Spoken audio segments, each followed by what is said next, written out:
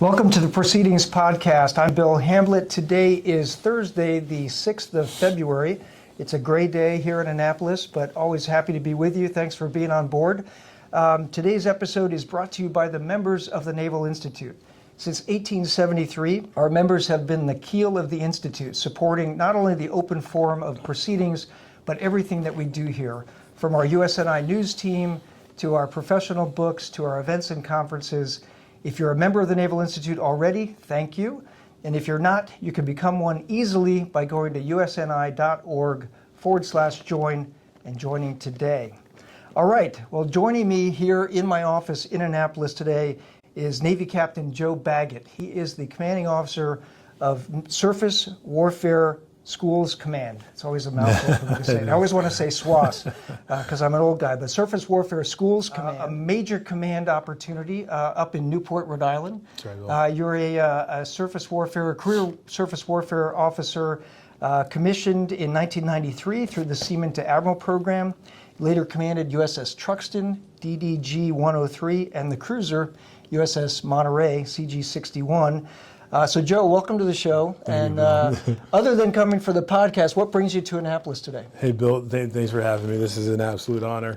And just one minor correction. So I joined the Navy in 1993. I was enlisted for 5 years and commissioned in 1998 under the Seaman Naval program. Perfect. I don't want people looking at this going, man, he's been commissioned since 93? Wow. So not quite. No, so this is, I brought myself and my command master chief up here to witness ship selection for the midshipmen tonight, and I'm so excited to be here. We got a chance to interact with them last night, talking to them about the school community and what they can expect as they get out to the fleet and then come to my schoolhouses for training.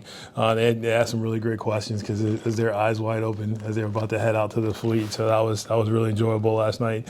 And then a series of briefs today, but really excited for the ship selection this evening to be a part of that because it's such a big event, such a huge moment in their lives. Yeah, so for our non-Naval Academy graduates, every year about this time of the year, the about to graduate class from the Naval Academy who are going to be surface warfare officers, right. They do this very cool thing called ship selection. It is an electric event. Yeah. 150, 200? How many of them are going to be SWOs from this class? Yeah, about that. Yeah, so all the SWOs to be in the class of 2025, tonight we'll find out what ship they're going to, where the home port is. Some of the favorite picks are always Hawaii, that's right, Rhoda. FDF Japan, right. and the forward deployed forces in Rhoda. That's so right. The DDGs that are based in Rhoda, those always go very high in the pecking order, but it's very electric. So Joe, in addition to being here for that, there were two topics that you wanted to talk about today.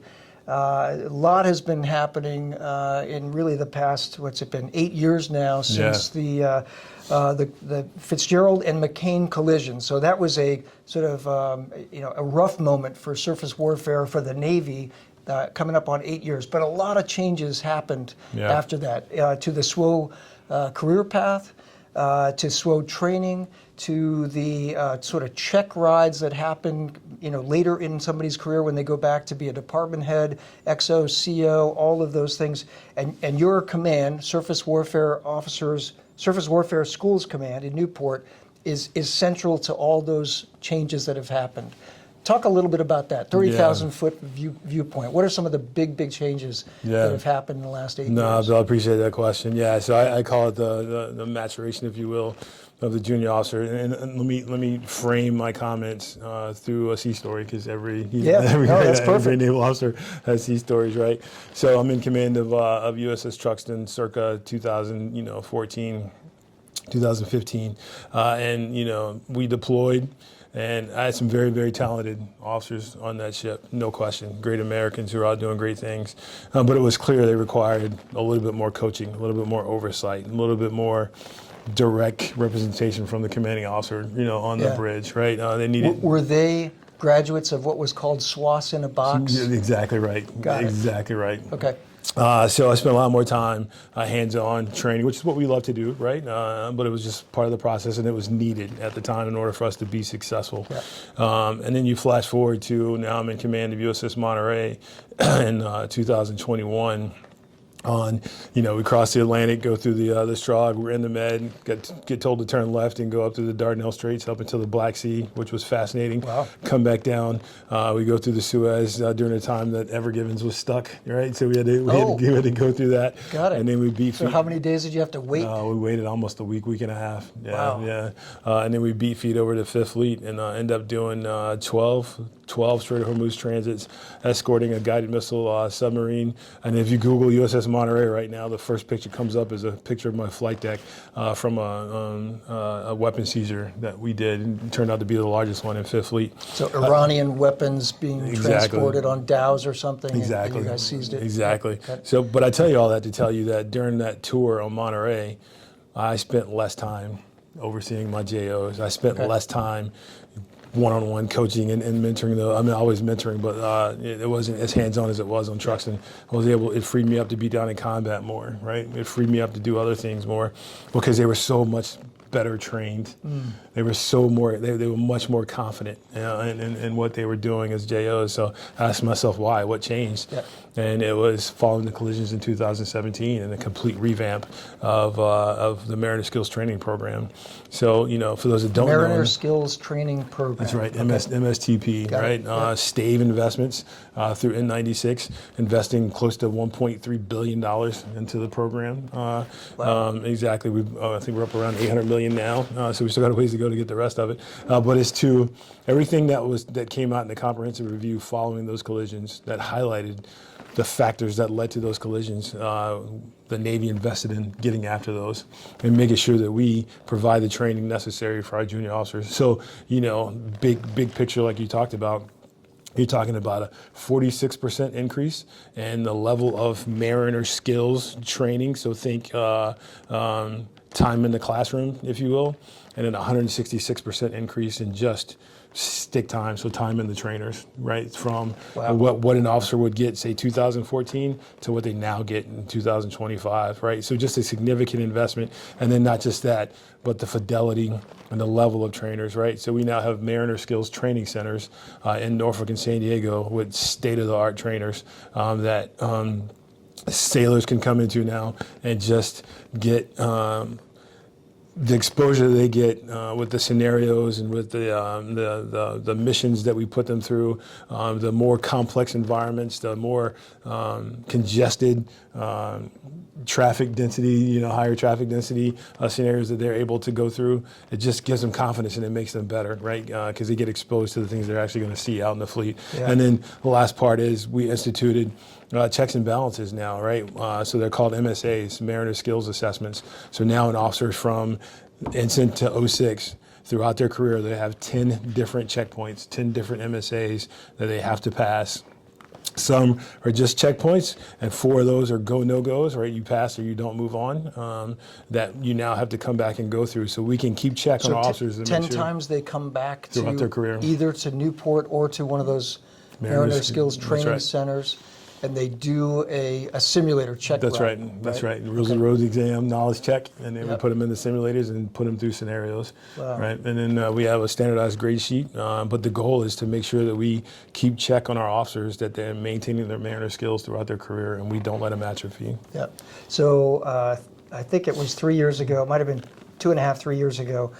The chair of our editorial board, Captain Scott Smith, was at your command. And he was the director of senior officer training for surface warfare. I was essentially the PXO, PCO course, right? That's right. Going back to sea. And so I went to visit him up there in Newport, and he got me into the simulator on the bridge of a DDG at night, straight up Malacca. I was a disaster, by the way. It was, and there's traffic all over the place. Yeah. Very realistic.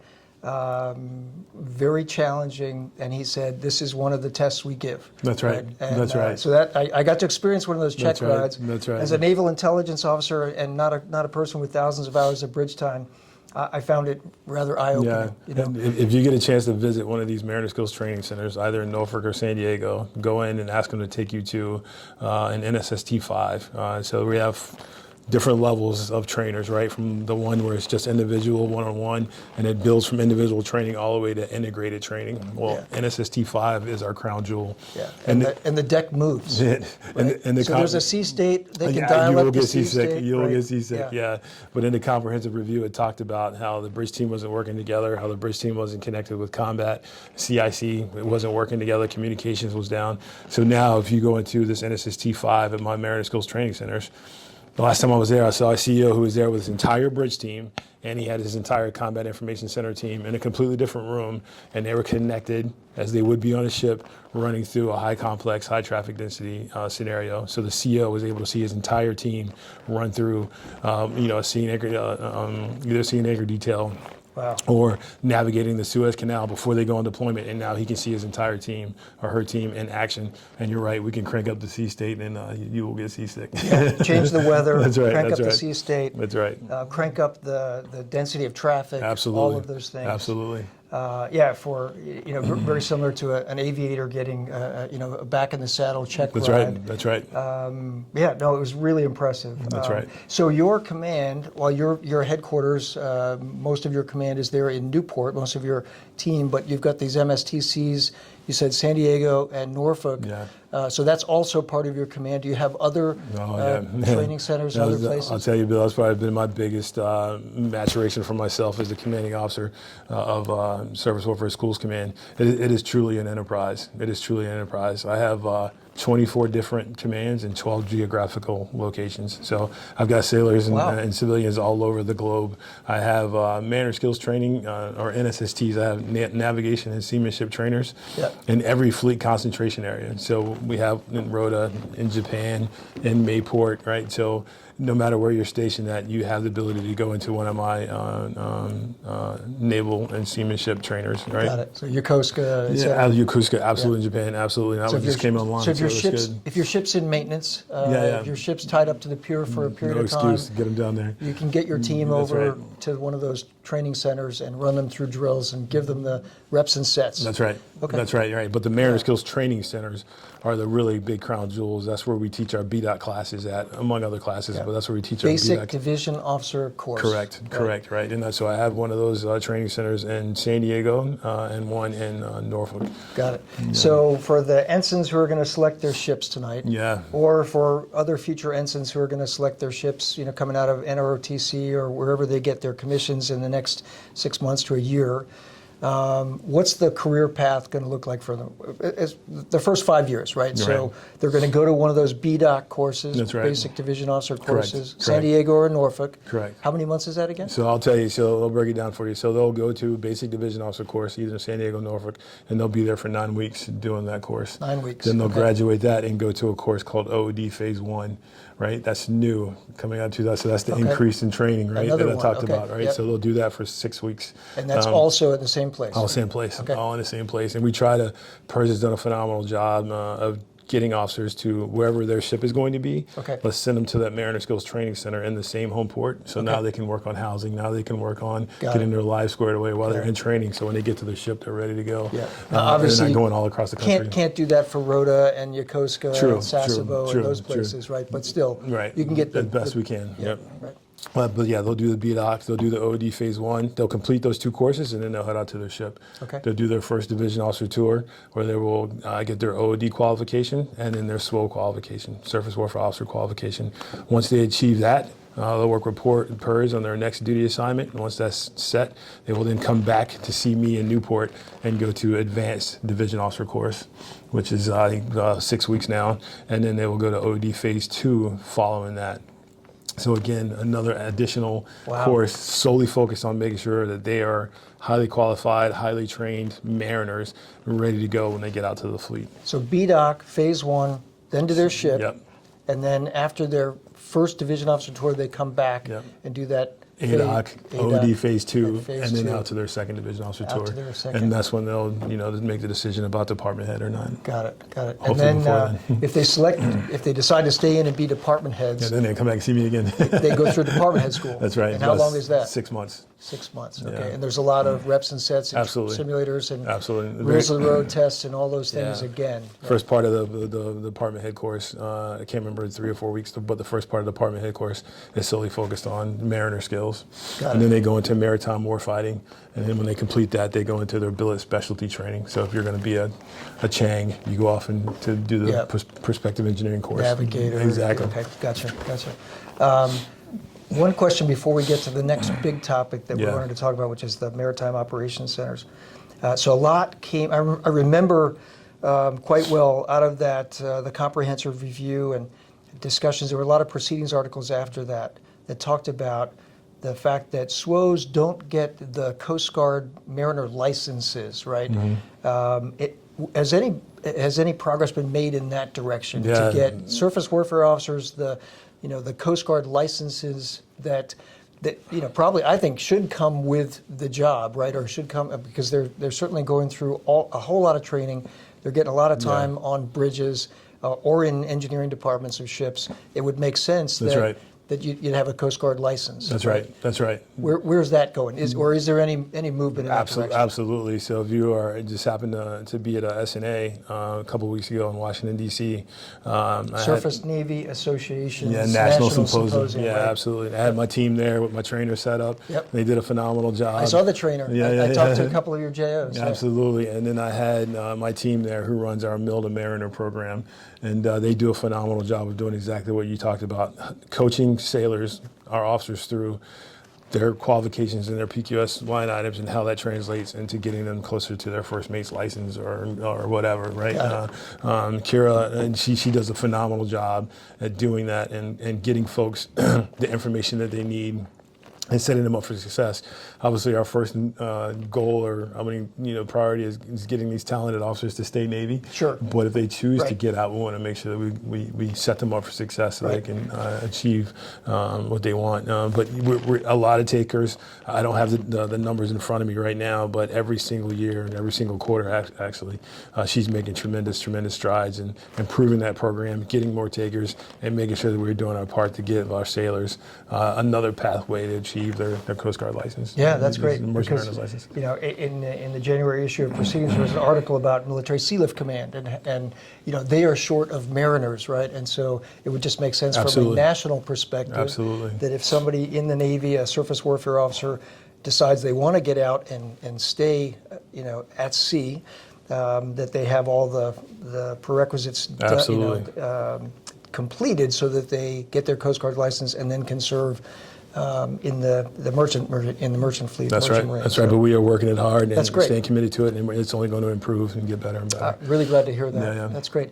All right, let's talk about Maritime Operations Center. Yeah. So one of the major focus areas in the CNO's navigation plan 2024, she talked about fighting from the MOC, fighting from the Maritime Operations Center. So these are command and control nodes at each of the numbered fleet headquarters.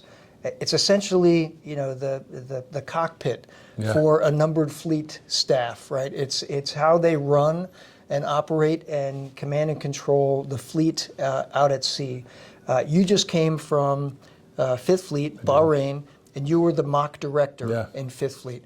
At a time, by the way, when the U.S. Navy was conducting high-tempo combat operations in the Red Sea against the Houthis.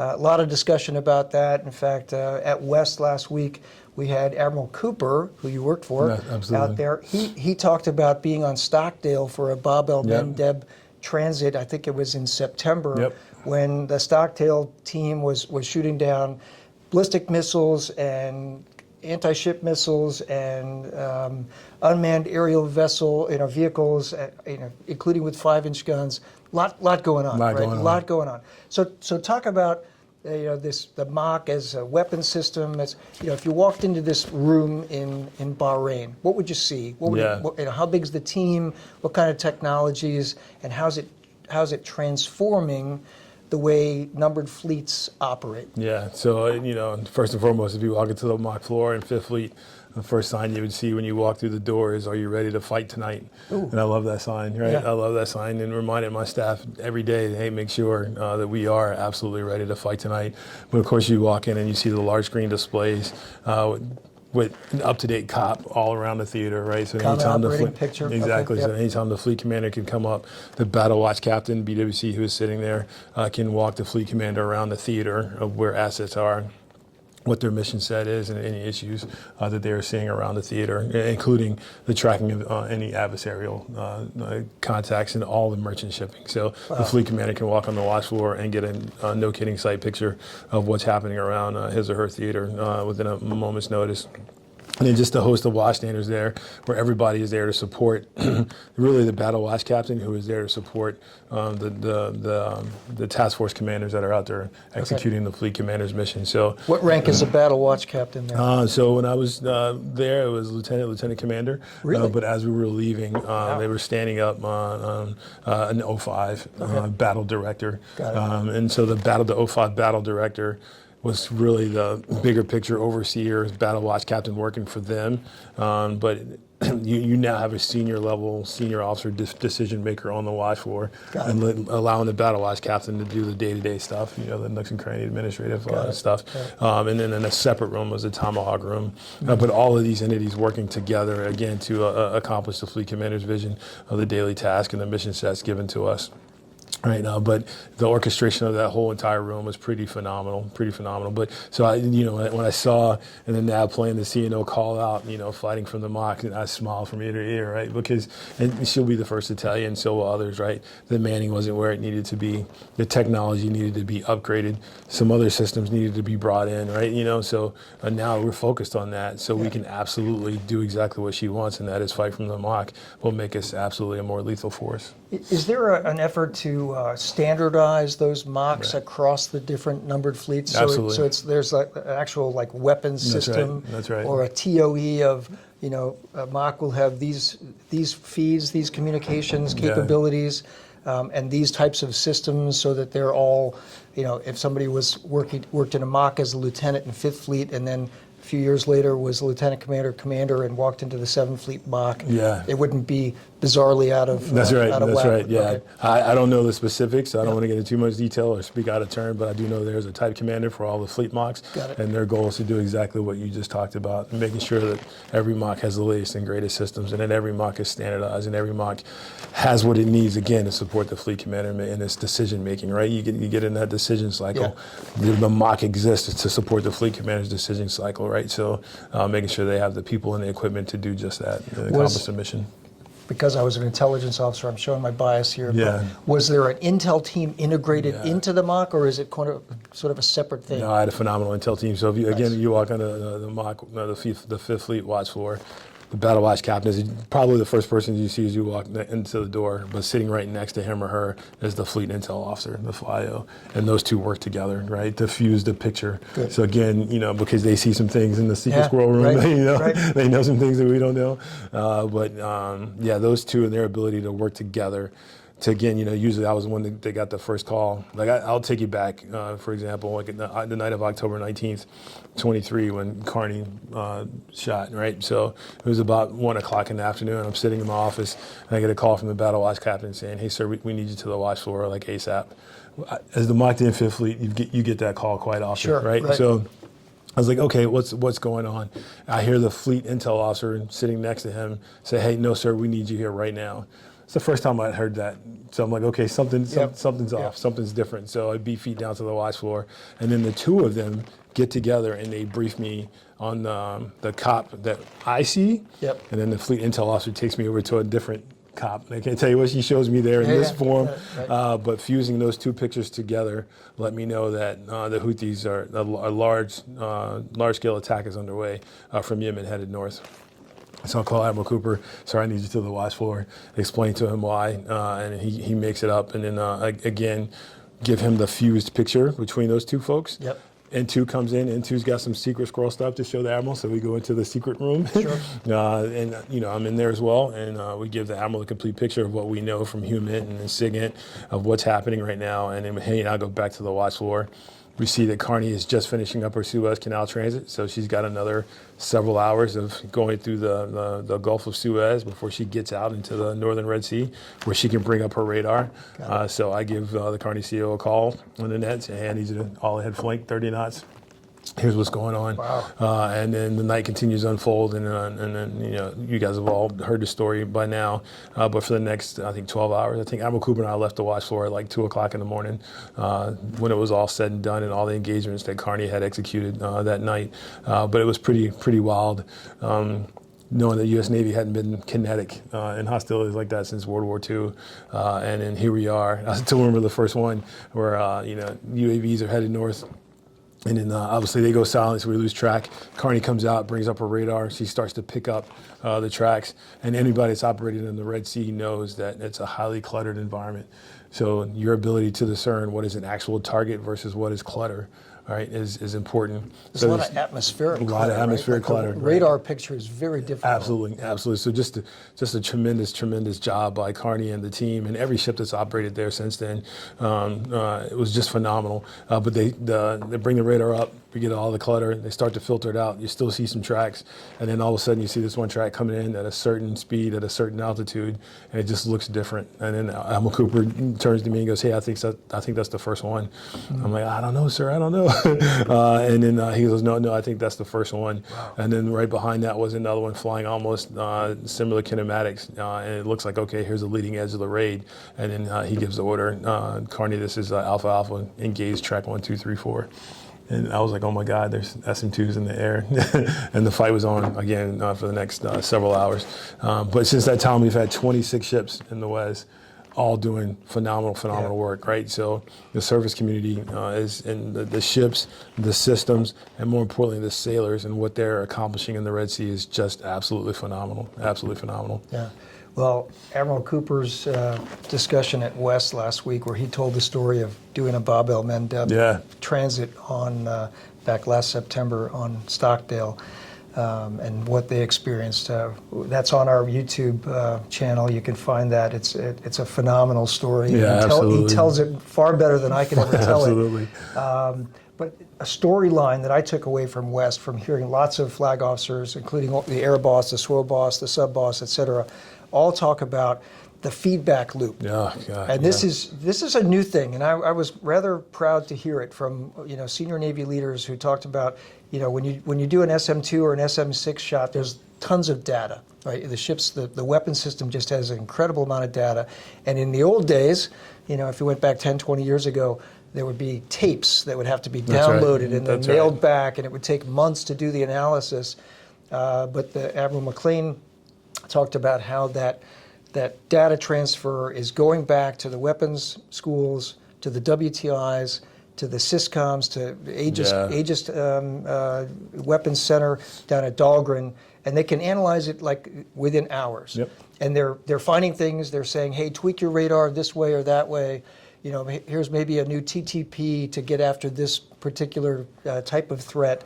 And so the feedback loop is very quick. Very quick. And that was very heartening to hear that. Yeah. It was like, okay, there's a lot of cool stuff happening, not only over there in the Red Sea, but there's cool stuff happening back here by the learning community to get the next ships ready to go. That's right. So the lessons from Carney went to the next ships as they went over, and their systems were tweaked and ready for what they were going to face, which is, I just think, a great story. Yeah, so. I tell you, Bill, there's a couple things that I've learned since my time as MOC-D and now in the seat as Command of Surface Warfare Schools Command, and being responsible for training officers from 01 to 06, who all of them are coming in eyes wide open because they know it's not a question of if, but when they will be in the West, right? Because I told you, 26 ships today, and the fight still continues.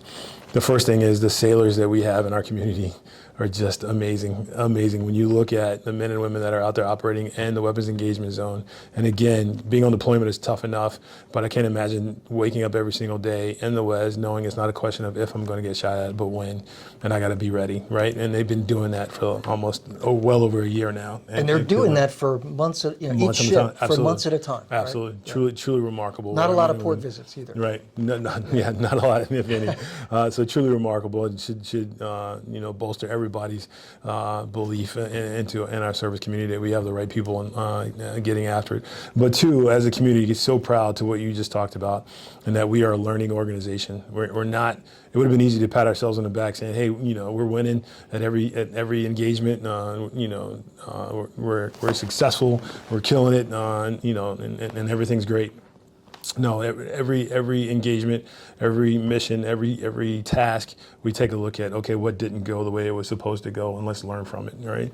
And that feedback loop, just tremendous how fast we can take data from a ship who may have knocked down every inbound target, but, something happened with the missile, and this one didn't work, or that one didn't work, or the engagement didn't happen when it was supposed to, or the radar didn't pick up the target here. What went wrong? Yeah. We can send that information off just as you were articulated and get it back to the ship in just rapid fashion so they can make tweaks. So now they can be rest assured the next time they go in the WES, they'll be even better. And then you take that information and give it to the next deploying ship, right? So they can make the tweaks. And then from my standpoint, I can take that information because I'm plugged into that feedback loop now. And I can go into the students that are in my class going, hey, this is what happened over the weekend. This is what we learned from it. Here's how you need to prepare yourself and your teams going forward when you get to your ships, right? So it's just phenomenal now how we're getting the lessons learned from the front line into the system as rapidly as possible so we can all learn from it and be better. Great stuff. Great stuff. Well, this has been a fun conversation. Yeah. My guest has been Captain Joe Baggett. He is commanding officer of Surface Warfare Schools Command. That's right. Headquartered in Newport, Rhode Island, but he's got 24 different sub-commands all over the world. He's in charge of surface warfare training 01 to 06. That's right. And enlisted training as well, E1 to E9. That's right. So it's a big job, and really glad that you could stop by today.